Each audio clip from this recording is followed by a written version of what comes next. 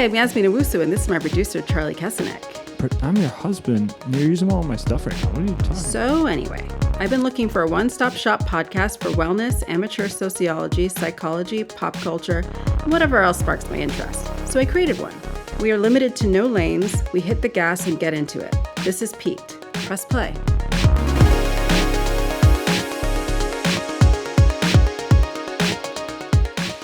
Hi, Charlie. Hello. Welcome to Peak Podcast. Hello. You said, I don't know why I said it like that. Hello. Hello. There's like some gravitas to it. The way you said hello. I don't know. Yeah. How's it going? It's going well. It's been a while. Well, I haven't seen you in a long time. Is that true? We spent like the last couple of days like together, which usually we don't get to. Like you had a little bit of a summer vacay that just started to come together. Yeah. Yeah. I mean, I've had 2 episodes, I think, since the last one I had with you. What did we talk about? Don't remember. Blacked out.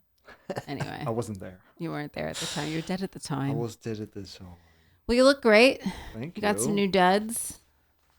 I'm saying duds now. Yeah, I got a new shirt. Like this shirt. I like that My shirt. new favorite too. shirt, I guess. Yeah. You could say. It's your new favorite shirt. Well, you look great. Thank you. And you look did great. like 10 minutes ago. We were in the same house together. And Thank you. I'm saying it on camera now for everyone. Here we are still. Here we are. And always, forever. 2 will be. Okay. Yeah. So this is an interesting energy we're bringing. Tell me what is on your mind and on your nerves. Do I dare find out? You might be surprised, but it's related to music. What? I know. I know. The thing is, this is my soapbox to talk about my thoughts on music. So, yeah. No, I would like to talk about the 2026 live music ritual and my thoughts and feelings on it not being very ritualistic and not being very fulfilling for most people.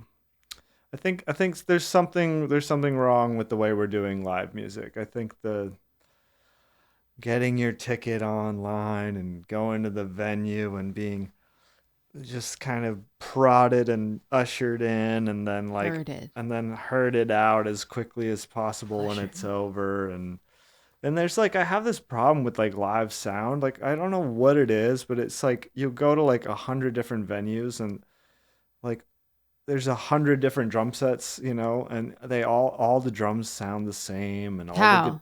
I don't know. Like, that's what I don't understand. Why do they like, everyone's different. They're all different drummers. They all hit the drums differently. And yet somehow it's just like sound of snare, sound of it's like, there's this like monotone feeling to the experience that I'm not enjoying very much. And I feel like a lot of people are not enjoying it as well. They're not getting a lot out of it. There is a homogenization to it that I don't fully understand, and I don't know. It's piqued my interest. I see what you did Sorry, there. Had to do it. You know, it must have piqued my interest as well because I feel like we're not participating in it. I know. It's like, yeah, let's talk about something we'd never do, and also, yeah. Right, but I feel like there's a reason. It's not like we woke up and made an announcement. I no longer go and see live music, but I think it's just sort of petered out. Like. Yeah. If I think about the last time I saw live music, I mean, my birthday was May 1st this year and every year. And last year I went to see Ebo Taylor, and that might have been my last concert other than me going to see you play. Yeah. And before that, I think it might have been like when Sam Evian came to town at That Antone's. was a good show, but it was not a good venue.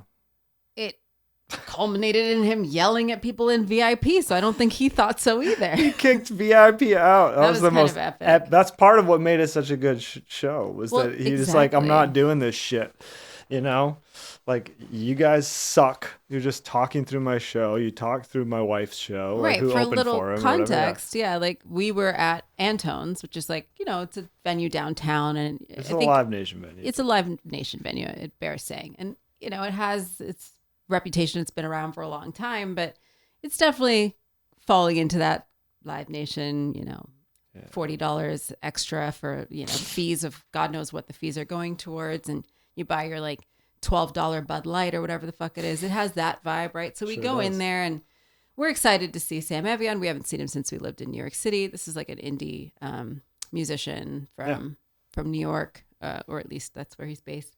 And so we're excited to see it. But again, you're contending with this bullshittiness. And even at that point, we hadn't been going to shows a lot. So I was like, oh, here we go. I want to see this thing. But we're going into this belly of the fucking proverbial beast, right? Yucky. And the first thing that happens is as we're being herded, as we're being like cattle prodded into this area and trying to get our horribly overpriced drinks at the same time, and they're like a little plastic Dixie cup, we walk accidentally behind the rope, just trying to get to the regular general admission area. Yeah. We walk behind the rope of like I guess it was a VIP area, at which point everyone's like, you can't be in here. And we're like, in here? It's like a rope next to everything else that looks exactly the same. Like, good luck with that. Oh, right. This is why all the lame people are here. Now I get it. Right. I mean, you just had a terrible place where the speaker is just coming at you. It didn't even look desirable in any way. But, it, you got the vibe that this is very handed out free tickets to, PR people or whatever who don't even know who Sam Evian is or care. And they're yakking the entire time that he starts to play. And at some point, he just is like, who are you people? He stops in the middle of a song. Yeah, stops in the middle of songs. Like, who are you?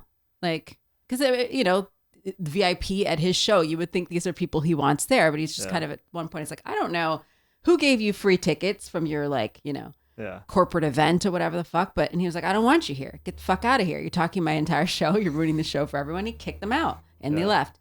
But so that was a wonderful moment. But it also is just like, well, even for the artist, this is what it's like. Right, exactly.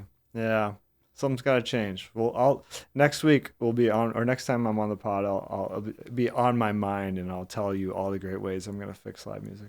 Maybe we'll just do an episode about that. I mean, we've definitely talked about how there's this weird phenomenon where people say, I love live music. I love live music. It's almost... It's music, right? Yeah. And you're seeing it live. But people have this thing where it's like they don't even have to necessarily be really into music to be someone who enjoys seeing live music. Right. I remember hearing this reality star, like what's his name, Shep Rose or whatever from Southern Charm, and he was talking about him and this guy Austin from also Southern Charm. I guess they're on the same show. There's a lot of crossover these days, so I was like, maybe he's on a different one. But no, they're on the same show. And he was like, we are real like live music connoisseurs.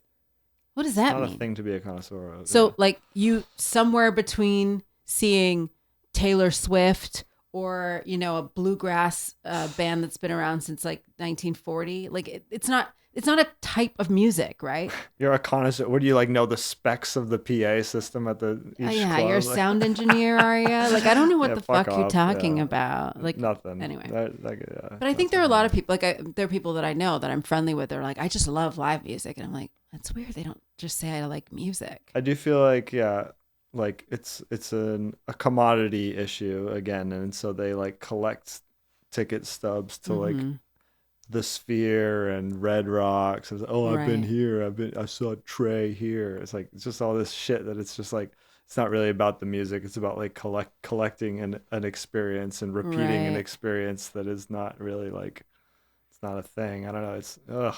I guess there's a place where you enjoy the gathering and the whole event of going to a festival. I mean, when I was in my 20s, I definitely liked going to shows. That was a social thing I would do with my friends. I would go to shows, and half the time, did it matter who much was playing? Like, we go to places like Don Pedro's or whatever, and in Brooklyn, and you didn't know half the bands that were playing there. I mean, you just went there because it's a place where bands played and you'd all meet there, and sometimes you'd see good ones and mostly you'd see bad ones.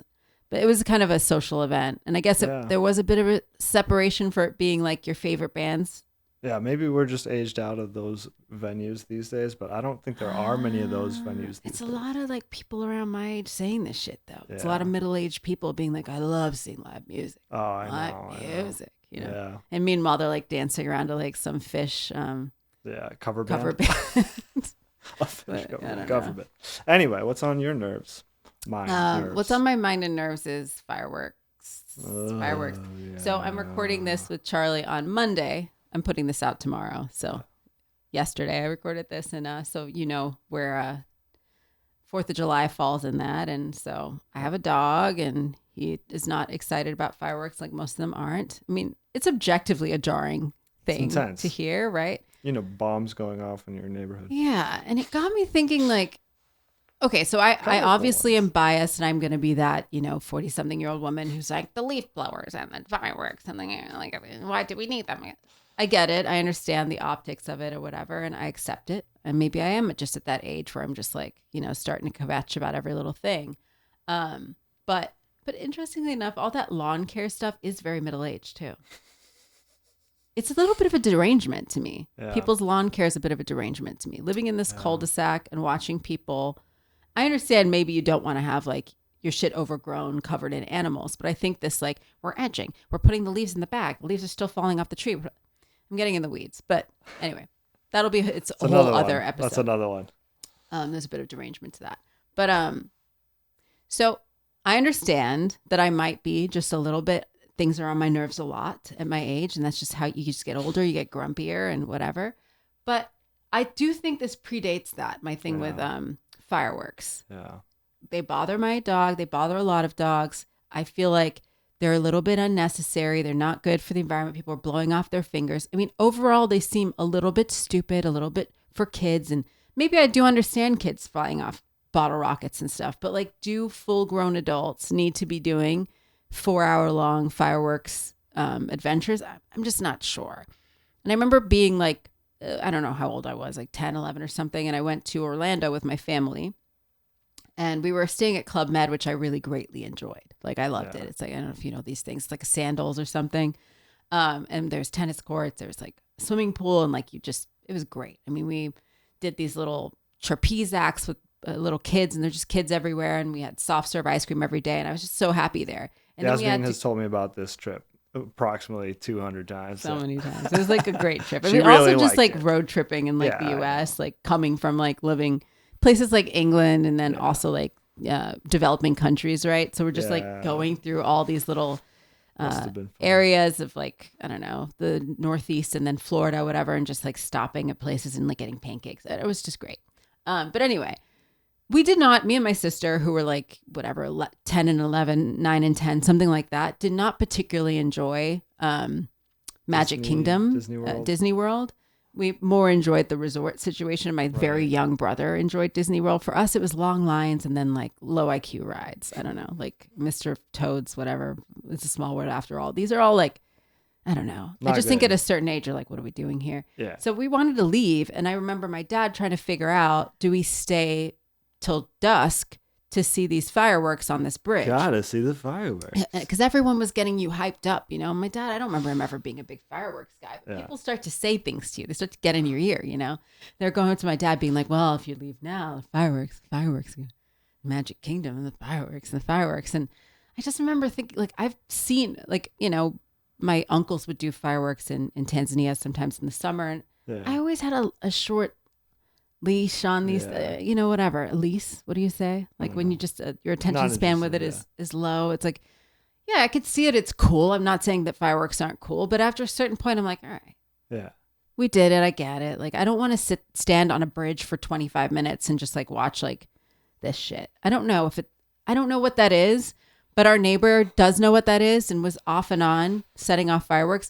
By the way, his choice is just one neighbor. We live in a geriatric cul-de-sac of just like people who I'm not kidding are like 90s. And so they're not really doing all that. But this one family, whatever, they were having a party. God bless them. It's 4th of July, whatever. But they just chose to do fireworks from dusk, which is around 8:30 these days, until 2:30 a.m.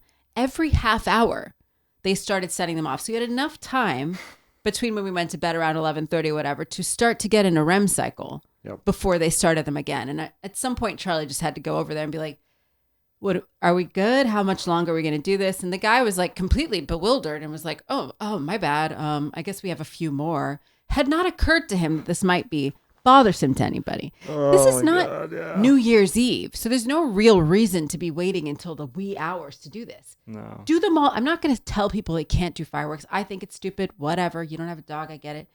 Do them all.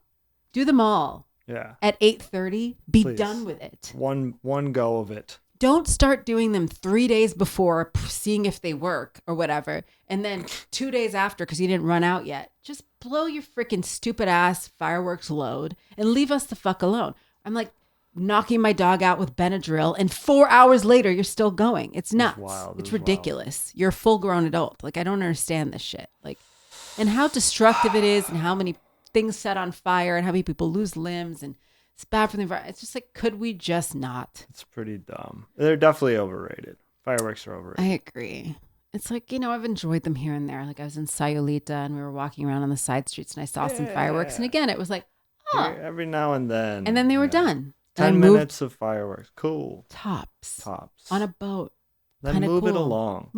Shut the fuck up. Shut the fuck. Most importantly. We're always talking about how shutting the fuck up seems like it's not an option these days, but it should be. People need to understand that it is. It is an option. We said on a podcast that we broadcast. I know. I'm here like yapping, getting paid absolutely nothing to do so, and still doing it avidly once a week. So that's on my mind, on your nerves. And let's just, I don't have a good segue, but I think let's get into it, right? So Charlie. Well, it is kind of a libtard thing to hate fireworks. It's like it lives in both places. It could be a get off my lawn, That's true. What is it? El Camino. What is that movie with what's his name? This is not helpful to you. Gran Torino. Okay. I haven't seen You don't know this one? No. It's a Clint Eastwood movie, basically. Okay. So it could be like that guy who's a very like get off my lawn kind of like, Republican, or it could be like a libtard who's like, you're hurting the environment. It could be either one. You could come at it from either angle. But yeah, so maybe you're getting context clues of what we're going to talk about this week. And don't be scared. We are going to talk about being libtards, whatever you want to call it, leftists, snowflakes. But this is not going to be a conversation that is soapboxing or, trying to shame people for their beliefs. I do that enough in my daily life. In the comments. I think everybody knows See the comments for any of that. Undefeated in the comments for that. And I'm not trying to, sublimate the fact that I have my attitudes, and boy, do I. And everyone that knows me knows what they are. And if you've listened to this podcast enough, they've leaked through. You have an idea. I used to have a septum piercing, remember? So, but we were watching, Charlie and myself, we're watching Couples Therapy, which is like a show about. Great show. It's a great show. I really recommend it. It's on Showtime, and it's with a therapist named Orna. She has a last name too. I don't know what it is. Real show. Documentary show. It's about couples being under analysis or psychotherapy, whatever, to ameliorate their relationships.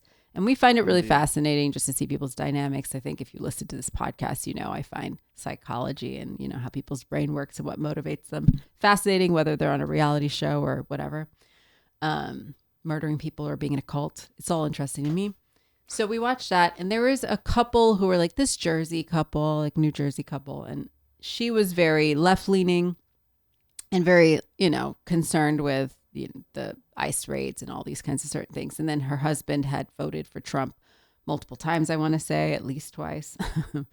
And he didn't have really any movement in that area. I think he was still very pro. And there was a point where Orna had prompted them to try to talk about what is important to them more than just be like, these are our political leanings. So maybe they could understand each other more, right? Like, what is important to you? What do you hope to see? What do you find aligns with your values? What are your goals? As opposed to just like spouting facts that they'd heard, or facts that they heard. Right. Rather than just like throwing talking points, exactly, slogans at each other.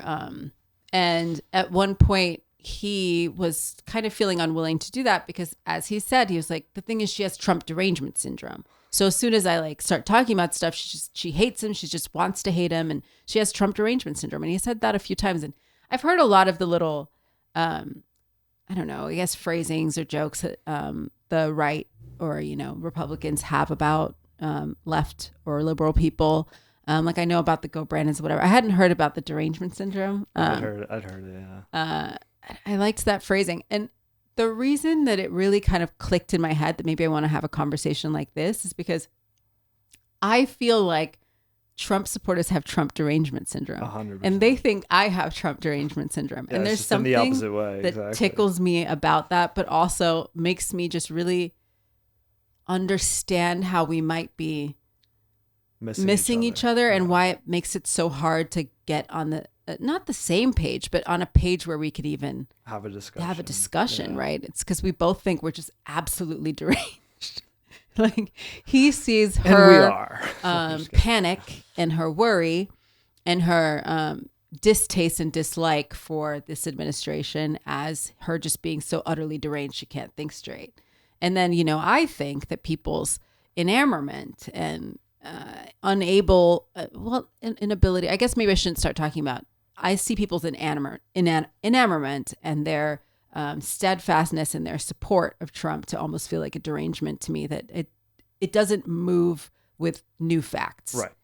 Right? With new and they think that we cannot hear anything that they say, that is positive or neutral about Trump. That's what they think, the derangement that we have, right? And they're correct. We hate him so irrationally. Right? They think we hate him so irrationally. We think they love him so irrationally. Right? So it made me think, okay, well, I can't obviously speak for Trump supporters or I'm not going to have any on. It's not a guest driven show. But ouch. I'm just kidding. You're not a guest. Your producer husband, Charlie. So, and also I just don't really know that many. Yeah. Personally, I make that my practice. I'm making jokes, but I do want to maybe, I can't speak to that side, but I can maybe dispel some misconceptions, or maybe everything we'll say will reinforce them. But at least you'll get it from the horse's mouth. And I know that we're not a monolith as left-leaning people, as liberals, as libtards, whatever you want to call us. We're not a monolith. But I do know that a lot of my friends, family members, people that I grew up around, people in the same demographic, people like the Northeast, whatever, like who live similar lives, I guess, like whatever, socioeconomically. I know a lot of us kind of operate and think similarly in certain ways. Yeah. So just by being honest and really just saying what we think and what our values are, what our goals are, and trying not to go, well, no one's here to trigger us into necessarily going into like finger pointing and name calling and, our slogans and our defenses. Maybe just us talking echo chamberly and people being able to observe it. Maybe you'll dispel some of those. Yeah. Or maybe you'll just find out you're right all along. We'll see. Right. Yeah. But I just wanted to give the opportunity to actually just represent us in a way that is accurate and when we're not triggered. Let's do it. Right. Because a lot of the time, if you do get in a conversation like that married couple we're getting in with someone who doesn't agree with you, I think we can go to those like defensive, like you close ranks a bit, and your thoughts and your ability to see nuance, you almost want to shut that down to make your point. Yeah. Yep. So we don't have to do that here because we don't have to do that. Safe space. So Charlie, I guess to start off with, and this don't feel like this is pressurized, would you mind trying to articulate some of what your, I guess maybe not values, but like what your goals for society might be, like how my utopia? Your utopia. Yes. Describe your utopia. No. Okay. Let's see. I mean, I think, let me try to think. I've been thinking about like what needs to change so much that I haven't thought enough. It's like funny. You don't think enough. It's like the manifesting thing. It's like, it's hard because we're not starting with a blank slate. Right. This is what's wrong. We're starting with like a painting we don't like. Right, and now we're being asked to say what we like, but it's like, you just are like, well, we need to fix all of this. Right. I think a place in which our institutions are set up to help everyone be the best version of themselves, right? Finding a way to cater to everyone's individual strengths and quirks in service of the collective. How do we help people? How do we acknowledge that we're all unique and different, while acknowledging that those unique differences need to serve the collective in a way that continues the cycle of positive generation and progress of progress of the species, I guess, right? I like so agree towards with a that. better world, towards a more peaceful world, towards a happier world, towards a more comfortable world, I suppose. You know, like I guess comfort could be weird, but it can be weird, but you know, yeah, like a world that feels good to live in. I mean, that's what everyone wants, to live in a world that feels good to live in. We would love to prosper. We would all love to prosper. And yeah, I think, yeah, I guess we can start with that. We can start with that. I can echo a lot of those sentiments. I do have a real a focused interest in best utilizing people wherever they are, from where they're at. Yeah. And that includes myself. Yeah. And that changes day to day for me, right? So I always like to think of myself, maybe it's like some kind of a narcissism, but as a microcosm of a macrocosm, right? Yep. So when I wake up, what kind of headspace am I in? What kind of mood am I in? What do I have available to me? And I try to best utilize that. I don't always have the most patience, right? So when I don't have the most patience, maybe this is a good time to be really productive and get a lot of stuff done. Yeah. If I find myself that I have a lot of calm that day, I try to be neutral about that and not be like, that's a virtue, but just like a day with a lot of calm is a good day to be introspective and maybe, you know, try to problem solve and fix some things in life or whatever. And I just want to best utilize everyone where they're at in the most neutral, non-judgmental way possible, because they're here. All these people are here, us, the people that don't operate like us, the people that don't look like us, the people that don't want to do the same things as us. They're all here, and they all have their thoughts, and they all have their strengths. Yeah. They all have their weaknesses. How can we best utilize them, like you said, for the collective, so that the general picture looks like more prosperity? Yeah.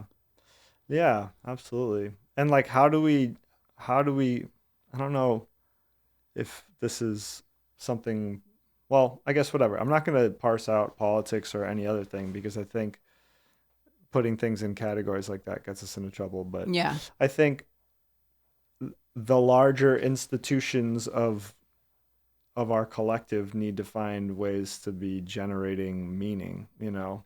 And I think this is again, I don't want to like point fingers or anything like that, but one of the sticking points between, I think, the left and the right can often be like, what's with all this liberal arts shit, you know? And I get that argument in some way, but I think there's like, we need to, and honestly, I don't love the way we teach music or arts in the institutions, but I think we need to figure that out. We need to find a way to like, I think what I'm getting at, is that the liberal arts, like, you know, making music, making art, making, you know, writing creative writing, it's all part of how we create meaning, you know what I mean? And I don't think we don't do a good job of teaching it, and we don't do a good job of talking about it in schools, and maybe schools aren't really the place for it, but I do think there is some hole in the way that we're not doing a good job of creating meaning collectively. Okay. And so I think that's part of what I think the libtard gets labeled with. It's like, oh, you want to put all this money into into the arts and all this shit. But I think there's a reason for that, and I don't know. It's creating meaning. What institutions that you said, larger institutions, what institutions were you talking about that you want to enact? Well, I don't want to enact anything, but I think it's difficult because I guess maybe that's the wrong word. Yeah. I'm just trying to clarify, when you said that you want larger institutions to put more focus, I guess, on liberal arts or injecting meaning with arts. Yeah. Who were you talking about? Like I don't know. That's the problem. It's like, part of what I want to make clear is I don't think it's necessarily the government's place to like inject meaning, but at the same time, I don't want to tell everyone they need to go to church. You know what I mean? Right. It's like, that's not how it is. And I definitely don't want people to go to churches that are going around telling their congregation that they're the chosen people, and, you know, that like other religions aren't as good as their religion, type of thing. So I think that's part of, again, the rub there. It's like, you know what I mean? I don't know. I'm having a hard time understanding who the larger institutions are. Who are we like I'm having a hard time understanding because like you use that Could be term, but I don't anyone. know who we're talking about. We're talking about politicians, could be church. Could Okay, be this is what I'm schools, asking. Could be, Okay. It could be any of those things. All those things, I think. You just mean larger institutions. So you mean what you said. Yeah. Because I think part of the problem is, we look to politics to fix all of our problems. And it's like political institutions are not meant to fix all of our problems. Right. You know, I guess is what I'm getting at. Yeah. Okay. So you're just talking about any sort of larger institution, essentially. Yeah, absolutely. Any pervasive. I think entity. I had an inward thought that I didn't express too, which is that like, for me, my day to day, I was kind of realizing, thinking about this, like I am part of the larger institutions, even though I'm a private music teacher. When I show up, I am an older person telling kids about my experience in the world and maybe helping them model what their experiences might be. That's like part of my job, you know what I mean? And so it's interesting because I think like, you know, because what sparked me was that you were saying, you know, day to day, you have different moods and ways of attacking your day based on those moods. And I think I end up being a different teacher day to day based on my moods and my reflection on my lessons and what I see my students doing. And some days I come in and it's like, it's all about just trying to inspire that kid and just trying to spark their interest. And then some days, like I'm on the heels of like 3 weeks of doing that, and they haven't taken any more interest. And then I get frustrated, and you become tough love guy. I become a little bit tough love guy, and I think you become Boston Charlie a little bit. Exactly. And I think that's like what good institution, you know, whatever. I'm not trying to toot my own horn as a teacher, but I do think you have to, like, in my experience, there has to be some mixture of help and helping guide out the nest, and then also every now and then you got to give a little bit of a shove out the nest. You got to give a little bit of a kick out the nest, or a little bit of like showing people that you're being antisocial, man. You know what I mean? You're not doing, you're only thinking about yourself here, and you're not thinking about how things are going to be when you start reacting to the world more, when you start mingling in the world more, when you are forced to mingle in the world more, and you're not in mom's, you know, house anymore. I want to piggyback that, because that's a very important part of like where I find my core meaning and values is when you said you're thinking about only yourself, and you need to think more collectively. There's something right there. Because, and I've said this a lot, I think ad nauseum to some extent, there's a selfishness and there's a practicality to not being antisocial and to being collective. I think if we all really thought about what it would look like if we just capitalistically got everything and, you know, we're just as acquisitional as possible and never, you know, injected anything back in, and we never really thought about how everything we do affects everything outside of it. I think that it seems like a lot of people are misunderstanding at least my slant on liberalism and being left leaning and being a little bit more about the collective, being even maybe pushing socialist at times, to mean that all I want to do is help people. Nothing could be further from the truth. You have not Charlie met her. knows me well for being like, I don't believe in helping people. And I say that hyperbolically and facetiously, but there's some truth to it. And it's recently been really well articulated to me because, you know, everyone has those people in their life who are just always in crisis, right? And I don't remember where I saw it, probably TikTok is our guess, right? But someone said their therapist said to them, never work harder than the person you're helping. Right? So there's that lives in my mind. I'm a practical person. I do think that this entity, this vessel, needs to have its own engine, and then I can help give it a push. I can give it a jump. But what I can't do is build your engine from scratch. Like you have to have that to some degree on your own. So I'm, you know, people think of us being very, you know, bleeding heart and this and that and the other. I actually don't think that my leaning comes from such a woo-woo bleeding heart place. Right. I'm not someone who really could picture having everything I want surrounded by despair and garbage and still being happy, right? Yeah. So I'm coming at it from a semi-selfish place, right? Yeah. Because my ego is very in the room with us. I'm not in nirvana. I'm no freaking, Buddha. I'm none of those things. I'm very material human person. I've grown up in capitalism. It's to some extent in my bones. Like I absolutely want to climb, and get more. I have the same programming everyone does, and I don't deny that. But I think I also have an understanding that none of that can exist in a way that feels satisfying, holistic, even safe, if everything else around me is despair and deprivation. Right. So when we're talking about liberals create these shithole countries, these shithole cities, I think there are people who believe that there's alternately a lot of lenience and no personal responsibility that causes a lot of these cities to deteriorate. And they think that is down to way too left-leaning principles. Yeah. And then there are people who actually believe that these left-leaning entities are just money laundering through philanthropy, essentially. Right, they're saying, we need to get beds for homeless people, but essentially they're just inflating that to pocket a bunch of money. And I think both of those things are true to some extent. But I think also, conversely, not caring what happens to your citizens wherever they are, wherever they're at, causes shithole cities as well. Absolutely. It's not caring about mental health deterioration, not caring that our pharmaceutical companies have gotten a bunch of people very predatorily hooked on certain things that then turns into them being hooked on street drugs, and not caring that came down the pipe from these larger entities, and you break it, you buy it, and you kind of have to fix the problems you cause, and it just is not being dealt with in any way. Yep. And just,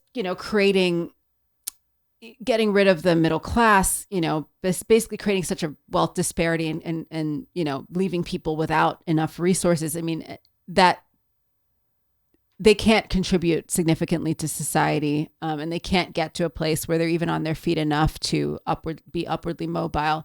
This all causes the same kind of devastation of the cities that I think they're thinking that our laxness or our bleeding heartness might cause. Absolutely. I think callousness and I guess just like neglect. Yeah. Like both those things, right? Think of that when you're putting it towards a child. Neglecting a child and abusing a child, both of them don't have a great result, right? Right, exactly. There you go. That's a good way to put it. Yeah, it's interesting to think about, like the macrocosm and the microcosm, right? Because it's like that is kind of how we've set it up. I mean, I guess that's part of my value, I think, and this is maybe where things...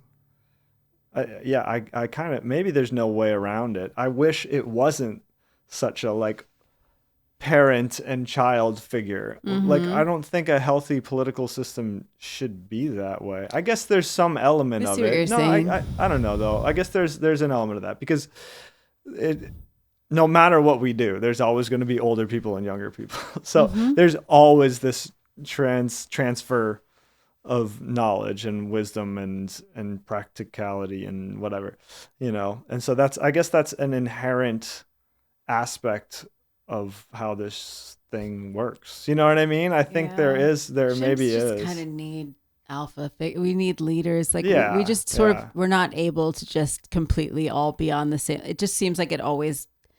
Society has just evolved that way, and it comes from us. Yeah, I don't think aliens came from above and was like, there's people in charge. It's like every village had to have a chief because otherwise it's a goat rodeo. Yeah, exactly. You know what I mean? It's just kind of how we're wired. If anyone's watched Chimp Empire, you can really see a lot of like where our stuff comes from just watching that. It's just, it's partially just how we're wired. We watched this show called Utopia, and oh my God. Wow. Watching a show that is about just a bunch of people trying to create their idea of a utopian world, and the way it just turns into this in like 5 seconds flat. It turns into like, a manipulative, like despotic leader, capitalism, people who don't want to do anything are just a scourge on society. People who don't pull their own weight, and then people who want to like take all the food and go hoard it in a corner. It just happens like that. It happens. And that's why I so heavily believe in just not having shoulds. Yeah. We are how we are. Right. There are people with the tendencies they have. How best can we utilize them? How best can we set them up for success, like you said? Yeah. So if you believe that there's certain people who are a scourge on society, let's have an implementation of scourges on society where, we find some way to like utilize this the best way we can. Maybe I don't even know. Like, I'm not trying to be presented for office, but we can't do is pretend they're not there. Right. And I don't think of probably those people that way. The same way people talk about deplorables and all. I don't have that kind of mentality. Right. There's a radical acceptance that I think is necessary of certain human tendencies and characteristics and differences, because ultimately what cannot happen is you live in an isolated bubble where nothing that happens to anybody else or nothing that happens around you affects you. Right. So it's like, I think where we get in the weeds a lot with leaning people on, say, the environment or whatever, this idea of sustainability. I think they hear sustainability and they're just like, here we go, sustainability it's derangement. A word. It's a word that we don't like. Yeah. When we say sustainability, what does it mean? What does that word Let's literally really break down mean? what sustainability means. God. Because it doesn't mean that I want to force everyone to eat granola and no one's allowed to eat any meat anymore. I know this is a lot of what's being heard. It means that it has to be a practice that can continue to happen while everything still remains intact. And that's what a sustainable thing is. Exactly. Something that can continue functionally. The ability to sustain. So when we say that it's not, I'm not for sustainability. Imagine saying like, but I feel like there are people who would say that because so bastardized the idea of sustainability. Right. It's almost like that woke word too. What woke meant was awakened. It's just I don't want to be woke. Yeah, it's just like it's a exactly Ebonic term or whatever. It is so funny how these words, for awakened. So essentially, when you're saying like, "Oh, I hate wokeness," it's like you hate being enlightened. Yeah. Okay. Heard. Shout out. But I understand it's been bastardized. It's been bastardized by some of the people taking it on, as much as some of the people looking at it and criticizing it. Right. Yeah. So I understand, and we both have our fault there. And I think with sustainability also, there are people like we saw in Utopia who are just attention seeking and just want to say absolutely ridiculous things that they're not even that knowledgeable about and not sustainable at all. Like there's always going to be some random, crusty punk who has never looked up anything about farming whatsoever, just telling everybody like you can only eat vegan and you can never, and they don't understand that when you are farming, to make your vegetables, to make your soy, tons of rabbits, tons of insects are being killed. They just don't even know what they're talking about, right? Right, and I don't even know what I'm talking about enough to be saying what I'm saying when it comes to farming. But I know that. Yeah, exactly. I think not knowing what you don't know is so very important, right? But when we talk about sustainability, for me, it is such a value. Here's a thing to know about me, Libtard Yasmeen. Sustainability is such a value. So when I'm talking about carbon emissions, when I'm talking about, overusing resources and just like not thinking about how much can we use things and interact with our environment so that it continues to be viable. It is really just me thinking, what are habits that we can have that continue our ability to exist on Earth? Exactly. And I don't think most people would want to argue that unless you're like massively nihilistic. If you're just like, use it all now, that's the opposite of sustainability. Right. Or you can even take it to the next level and say like, we're looking for efficiency, I feel like that would be like, let's reach across the aisle with efficiency, right? It's like, if you're making a product that requires then this massive cleanup and this huge, social energy to counteract the fallout from, that's extremely inefficient, right? And that's so you're gonna need a bunch of libtards to go get libtard degrees and to learn how to counteract that. You probably where do we get those? Portland? Yeah, exactly. It's in Portland University. I don't know if that's even a university. Anyway, Bushwick? I don't know. No, but seriously, Broadway? You're probably thinking like, oh, those people should get real jobs or get. It's like maybe they would if there wasn't this huge, massive cleanup effort that has to happen. Mm-hmm. If you had just worked harder to make a sustainable product, to make a product that, you see these, I don't know, these things where it's like potentially it's not even like you're making a product that isn't just biodegradable, but maybe it's even like can be used as fertilizer. It's like, that's the kind of thing that it's like, there's no argument against that. Like, let's keep trying. And I feel like it's very capitalistic, at its heart, to like continue technology, to push technology to a place where it's more efficient, where it's more efficient. You don't even have to say egalitarian or anything like that. Just more efficient, more helps us prosper, help us do better for longer. Yes, I think we have such a longevity mindset, and I do think, and anyone can correct me if they're wrong in the comments or wherever you can email me, but I feel like sometimes when people are very in their mind, they're about capitalism, and they're very about if you can get yourself there, then you deserve to be there. And that's how capitalism works, right? And like progress is good no matter what, and whatever cost, and, profit margins. When you get into that mindset, I think that longevity doesn't exist there, right? Right. Because it's like, it feels like a mindset of like, what works now? Right. How much can I extract now? Yes. But I'm thinking, I want to extract. I don't want to pull the wool over anyone's eyes. Like, I'm a magpie. I want all the things. Charlie lives with me. I want all the things. I would love to live a luxurious life. I am not luxury, richness. I'm not I am not averse to acquisition, to all of that. But I think of it in more of a 360 way, maybe because I want longevity for myself. I want to live a long life. I like the idea of our planet continuing to perpetuate and being around for a long time, and being a, fruitful and prosperous place for a lot of people to live for many generations. And so that behooves you, even if you are, like me, a very consumer spirit, right? Who's raised and steeped in a lot of consumerism and wants to elevate themselves financially as well. It behooves you to think about, so when I finally get that beach house, do I want to be looking at oil slick ducks screaming for help? Right, exactly. Or do I want to be able to enjoy it? Do I want my kids and grandkids to be able to enjoy it? Do I want any of this to be worth it? Yeah. That's where longevity and sustainability exists. It's like, could you right now decide you want to go eat everything in your pantry, and that could feel like a good day to you? Sure. But what happens tomorrow? Yeah. Right?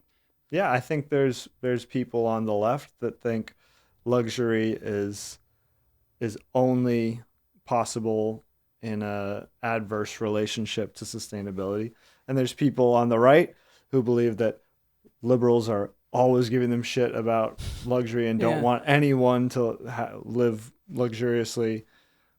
They think we're hating from outside the club. Right. But there is absolutely a way that those things can coexist. I mean, sure, you may not be able to take a private jet all over the world every day, but like, there are ways that these things can coexist. And we're asking everyone to just have some reasonable consideration for the collective. Reasonable. I'm not saying that should be the main part of your ego. Doesn't have to be dedicated to that. Just add some little thought process in your head about what is to come. How much what you do affects everything around you, and will come right back to your doorstep after. There's only so much you can piss into the wind before you have piss on your face. Exactly. And all I'm asking is that you understand that. I'm not asking you to not really enjoy pissing into the wind. I'm not saying that cannot feel like freedom sometimes, and it's a freedom you deserve, and you should be allowed to do it, and maybe do it sometimes. But I'm just saying there's only so many times you can do that before it comes to your door. So if you don't want to come to that from a place of like, I just love everybody, love and peace, and like, for all, I'm not as lofty of a person as you might think. Right.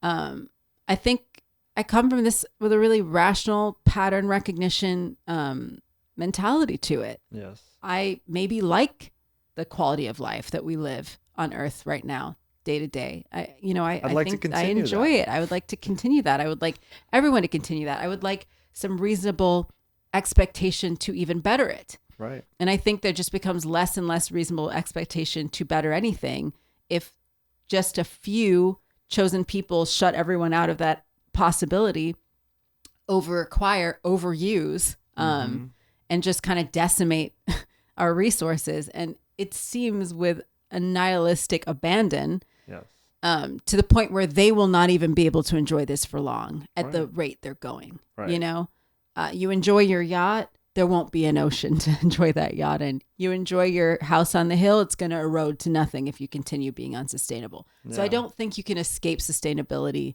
with wealth. Right. Well put. Conversation over? I don't know. Yeah. No, it's what so other hard. values might we be able to? Can go so far. Yeah, I don't know. I think I'm really connected to personal freedom. Absolutely. You know, and I think that a lot of people do think that people on my side of the aisle do not believe that. They think that everyone should have some mamala telling them what to do at all times and how to do it and what's fair to do and how much you can get away with. And I do not feel that way whatsoever. Hell no. While I think that certain things need to be regulated simply because people don't want to be reasonable, I think if we can have enough of a honor system that everyone understands how much, like, you need to put something in the pot to continue taking something out. Yeah. I think if we can get to a point that we trust everyone to do that, and I think most humans want to do that on some level. Yes. Except for some certain really antisocial elements. And again, those exist on both sides of the aisle. Exactly. But aside from that really loud minority, I think a lot of us really do think cooperatively. And I think as long as we can trust that that is what we're all trying to do, I'm really happy to say, do what you will, hurt nobody. Yeah. And it's all fine with me. Exactly. And it's interesting. I do think, from my perspective, the party of personal freedoms and lack of regulation seems to want to socially regulate people a lot. Yeah, it's true. I think it's really important to me that you don't give a fuck what people are doing if it's not hurting anyone else. Yes. If it's only hurting themselves, like we said, we don't need a mamala, right? Yeah, so if it's not hurting you, right? Exactly. Your words. I mean, I'm not really down with like people sitting in their house doing crack, and I'm not saying that doesn't. It does hurt other people often, but let's say it didn't. Right. You know, you have your habits, I have mine, and I think as long as mine are not encroaching on yours, have at it. Yeah. And I think we need to take that attitude on a little bit more. I don't think there's anyone going door to door making anyone gay. And I think the day that happens, we can have a real conversation about the gay agenda. But I honestly do not think anyone is going door to door. I've had religious people show up with pamphlets going door to door, trying to get me on there. And I have not had any trans-binary people come to my house and try to make my dog trans. It has not happened yet. But the day it does, I'll sit back down here with you in front of this camera and say mea culpa. I was wrong. But yeah, absolutely. You're absolutely right. I do think there's a lot of, it's an interesting thing. There's overreach there, right? Mm-hmm. On that. Well, I don't know. I don't want to say. It feels like social overreach. And I'll give an example of where I think we inject that sometimes as well. I personally do not need to know a whole lot of what goes on in the personal lives of politicians. No, I don't want to know.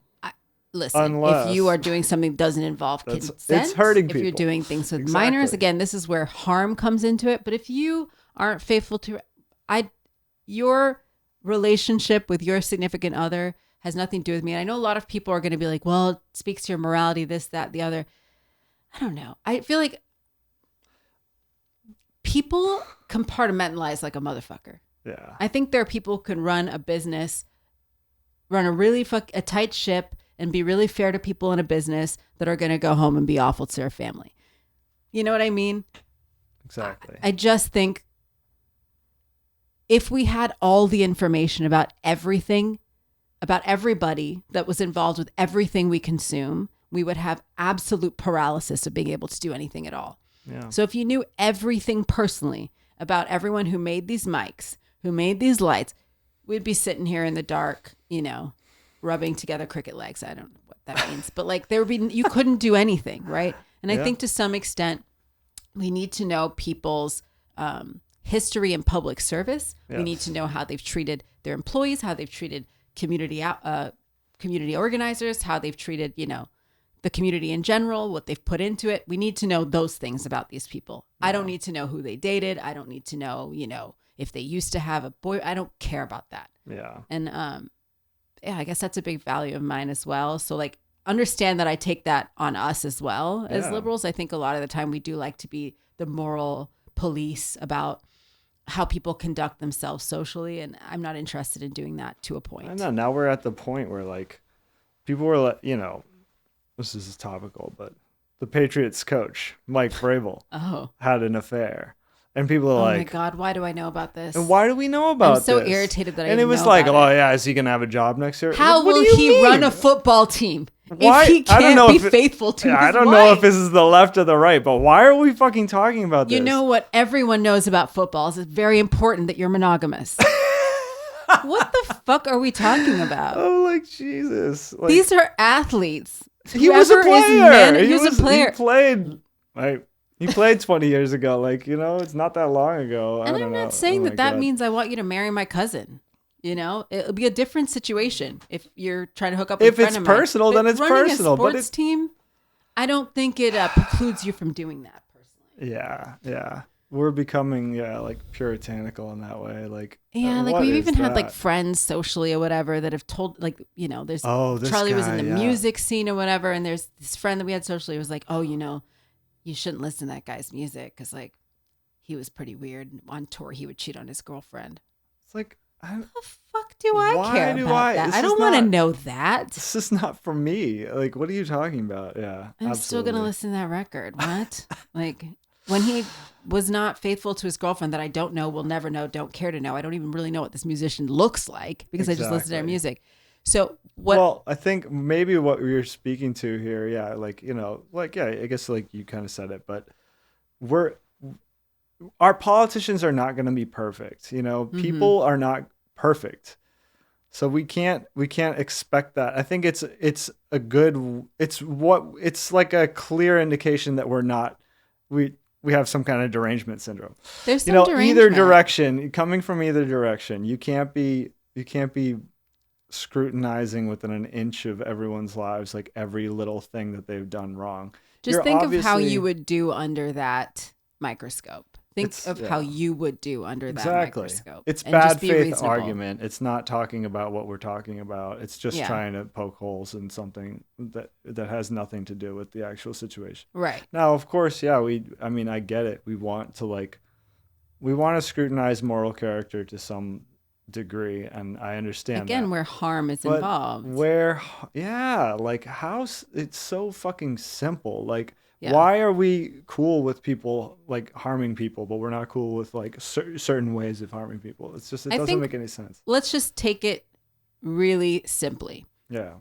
Most of us, to some extent, agree with a majority of our laws. Yeah. We came up with them to some extent together, right? Right. So we do believe, you know, sexual relations with minors, wrong. We believe rape, wrong. We believe killing, wrong. Yes? Yeah. I don't think we have jail time for cheating yet. Exactly. And I think there's a reason for that. There's a reason. You know, there's harm done. Sure. People are upset. Yes.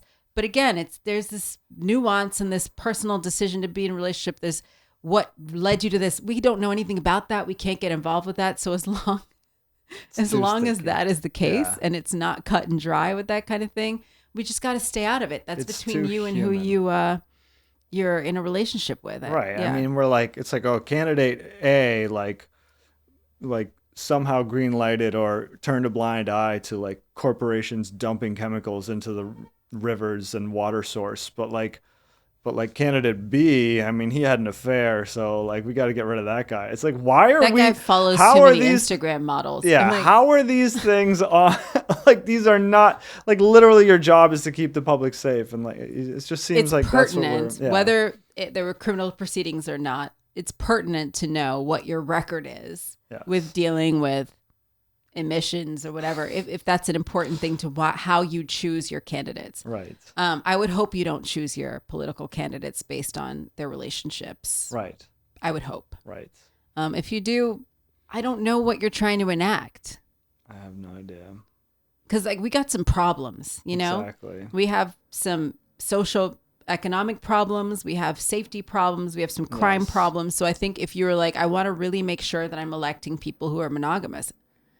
I'm not saying we can't maybe make it there down the line of things, but I just think that shouldn't be number one. Yeah. You know? And I think not to throw some stones at Trump, but I think, and to give him his flowers at the same time, I think people reacted my derangement. Right, I know. I think people reacted positively to Trump just answering questions. Did he answer them with any factual information or any like real promises that he planned on following through on? That I would hold questionable, but he did answer questions. And in these debates, all we have all day is just fucking people going up there and being like, then that's a really interesting question, and it has serious repercussions, and there are answers to that question that need to come, and we need to think about those questions and answer those questions. It's like, that's not an answer to a question. There is and this is why we end up having all these like you know, just like it's just a dumb game in order to elect officials, and that's what ends up happening. You just start talking about people's like moral it gives character someone who so my view on Trump, and I think a lot of people on our side's view on Trump, and I think it is a little painted by being East Coasters too. I do feel like people from the tri-state area, even Massachusetts, maybe not Massachusetts, people who have spent a lot of time in New York, New Jersey, his reputation preceded him from the Atlantic City stuff, you know, him basically bankrupting that entire town and then running back to New York. So but that wasn't as public, you know? Right. I think if you lived in New York, people knew, but it not was sort knew. of known, at least for myself, being in my early 20s in say like 2006 in New York City, his reputation preceded him as being at least someone who doesn't pay people a lot and exhaust them in court. Yeah. And his dad was known for being a slumlord. So like this is kind of a little bit of like what our thought process was on him before he even had political aspirations. He was known as being a bit of a, you know, flashy, you know, wears a duster, very Gordon Gekko guy, but he was also like, so you saw that, and it was kind of aspirational in a way, but it was tainted by this thing where you just keep hearing he tends to not pay for his bills. He tends to leave people in the lurch without paying his bills behind his back. And that some weird bankruptcy shit happened in Atlantic City. That's kind of, whether you knew the real details of it, that was a thing. It's like this guy lives in a gold apartment and he doesn't pay people. That was kind of his reputation, right? So we have that, and understand that doesn't just evaporate because that's how we thought he operated and ran his business forever. So I think when you see qualities in someone, and to me, it's not going to look like he's a straight shooter. It's going to look like he's a smooth talking con artist, double talker. Right. Because that's what you saw him do at these town halls. Oh, I'm not saying, I'm not saying you're saying anything. I'm just saying what I'm saying. To get his contracts and to get, you know, these grants from the city to get all these things done, he would just do these town halls and, you know, talk to all these officials, and it just was double talk and, you know, exactly. So it's like, because he's saying words, I see why you thought I was saying something about what you're saying now. I see what you're saying. Yeah. Likewise. He got a straight shooting edit, right? And I think also being from the East Coast, this is the specific way East Coasters double talk. Yeah, we know that. We know the sound of this. Family. Listen, I'll do it for you. Like, it's very that, right? It's like we're saying words. It's not that we're having a problem answering questions or saying words. It's just everything is very overpromising. Yes. Everything is very slam dunk. Everything is going to be the best. Everything is going to be the finest. I would only do this for you. I don't do this for everybody else, but wait and see what I'm going to get done for you. This is how you've heard that East Coast slime balls talk. I know other places they may landlords subvert. They may not answer. They may keep drivers. Things vague. No, they give you a slam dunk yes on something that is never going to happen. Yeah. So you have to understand that different slant on it, because I think a lot of his base is not from the Northeast. Exactly. A lot of his base is from places where guys like him don't really exist. Right. Guys like him are wholesale in New York City. Wholesale in New Jersey. Yeah. On every street corner. Oh my God, dime a dozen. You can buy them with $1 hot dog, $1 slice of pizza, a falafel, and a Trump. Like, they're fucking everywhere. If you rent an apartment in the city, you will meet a Trump, and he will tell you, best apartment ever. You'll walk in, a roach will greet you at the door, holding its painted pet rat, gold. painted gold. Over the roach. The roach is painted gold. It paints our view. Yeah. And if you think that's erroneous, fine, but just understand that's coming into it as well. 100%. So there's that, and that's part of my derangement. That's part of my derangement too. It's true.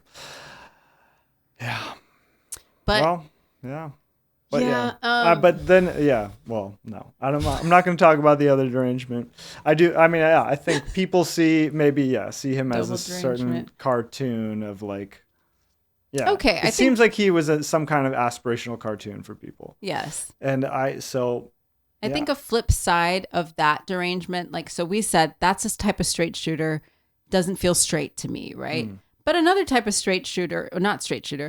another type of shooter, active shooter, that doesn't feel so straight to me is like the Cory Booker of the world. It's what you're talking about, right? Exactly so when someone asks him a question, he's like, it's a really good thing you asked me that question. And I want to answer your questions. It's a very complicated thing. And I want to make sure that we can answer your questions. And why I'm here is to answer your questions. And you're just like, were the question answers the friends we made along the way, sir? They were not. And I do think fatigue of that is why someone who's just going to lie to you and that's what I believe that Trump does. He just lies straight to your face and he deals with it later. And people have short memories and clean it up in post. I think he's very fine with being recorded saying things that he can't stand behind later. Doesn't matter. And it historically has worked for him. I mean, he can literally say the most insane things, promise the most insane things. And people are like, remember when you said this isn't happening? He's like, well, water under the bridge, and then he'll just say a new thing and make a new promise, right? Exactly. But I think that it can be so insufferable to have someone just really give you nothing. Yeah. Like, go ahead, girl, give us nothing. And I do think that that's what we're doing a lot. And it comes from playing the middle, but I don't want to brush over that it comes from a lot of crooked people as well. I think when you have someone like Cory Booker who does not want to answer a question about AIPAC money. Yep. There's a reason why, because he's taking that AIPAC money. It's not because he's just like, oh my God, I don't want to alienate my base. No, it's a lie by omission. And that's what it is. And I am fully comfortable calling out people on our side. And I think that's a misconception as well. I've seen a lot, in my TikTok journeys of people on the other side who want to say a lot of things about Biden to us, Biden. I want to talk to camera here. I agree. We don't give a fuck about Biden. We never did.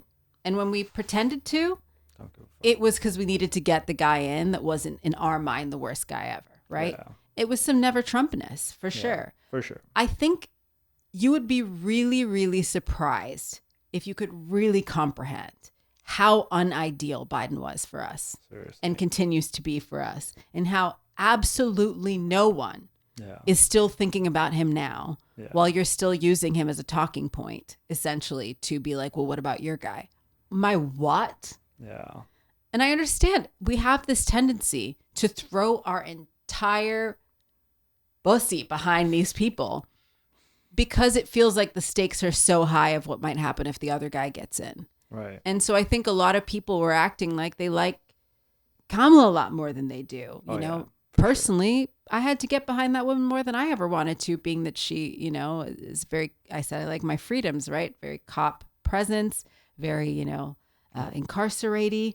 So this was not necessarily my favorite choice. No. I mean, Biden not being my favorite choice is even a reach to say. I did not ever consider this person until he was the only crusty candidate they allowed to happen. And that's another problem we have on our side is we tend to snuff out any opposition to the Democratic establishment. And we've done that with the, Trump electoral didn't exactly college. fit the bill of the Republican model, but they rolled with it anyway.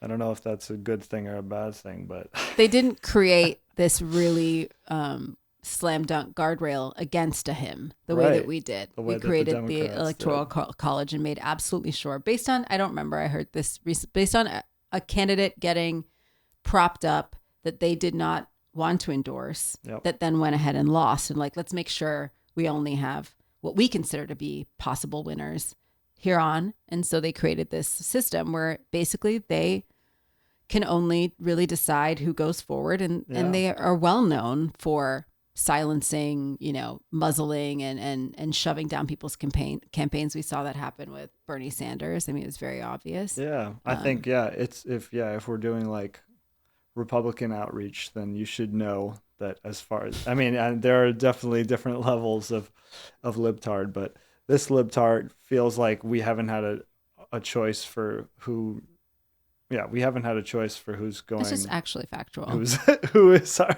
candidate They're for not 3 letting people go to the debates. elections. Yeah, it's been 3 elections since we had any choice about who our candidate was, and so there's that. That's pretty crazy. And then did y'all know about we're that? getting a little bit now we're getting real specific and political. So let's get sillier. Let's get into some things. The mustaches. The mustaches. It's just hair. A liberal mustache? Or? Yeah, I think so. I really? think it didn't used to be, but I think this iteration of it is. Wow. And the septum piercings, it's just jewelry, and the purple hair, it's some kind of individuation, but it's not at you. I don't think you should focus on it so much. Nah, we won't come for your golf shirts. No, I don't think too hard about a cell phone holster, or how hard you tuck, or how white and crisp and starched the shirt is. And I just don't think you should think about this stuff too hard. I think we have bigger problems. Khakis are fine. Yeah. They won't make, yeah, exactly. It's cool. Khakis are Go fine. ahead. Wear the khakis. The wide leg pants won't make you non-binary. It's just not how it works. We'll leave it there. We did the best we could. I hope it gives a little bit more nuance to what we are. As libtard. It's funny to say libtards because we're really not supposed to use that second part of that word. Yeah, we definitely should not have said that at all the entire time. We've been ostracized by the entire... I've doubled and tripled down. Listen, I didn't create the term. And I understand it's using a word we don't use anymore. We should start with we'll have a disclaimer at the beginning of the show. Yeah. With an asterisk. We are extremely sorry to the entire disabled community. Yeah. We owe you a huge apology. I was like, who are we going to say sorry to? I'm scared of what who he's going to apologize to. Oh no! In a Boston accent, I could just hear it. Landmines everywhere. Yeah. Oh my God. Let's quit while we're behind. All right. Thanks for joining me again, producer husband Charlie, and we'll see you next time. July 4th episode. This makes sense. All right. Goodbye. Bye.